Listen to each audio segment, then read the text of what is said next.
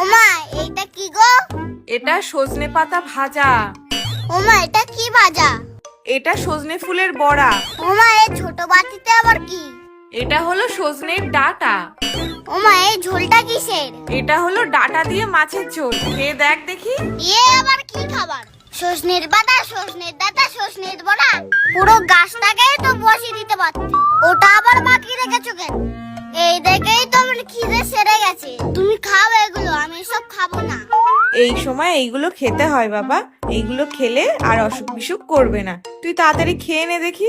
ও আমার সজনি গো, তোকে এখন আমার খেতে হবে।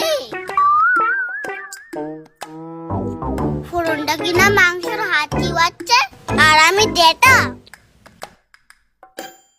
এই দেখো, অফিস থেকে ফেরার সময় ভালো ডাটা পেলাম, তাই একটু নিয়ে এলাম। কাল একটু ডাটা পোস্ত করে তো ভালো করে। ও বাবা বাবা, তুমি কি ডেটা ছাড়া আর কিছু আনতে পারো না? ডাটা তো সারা বছর পাওয়া যায় না বাবা, ডাটা তো এখনই পাওয়া যায়, তাই এখন একটু ডাটা খেতে হয়।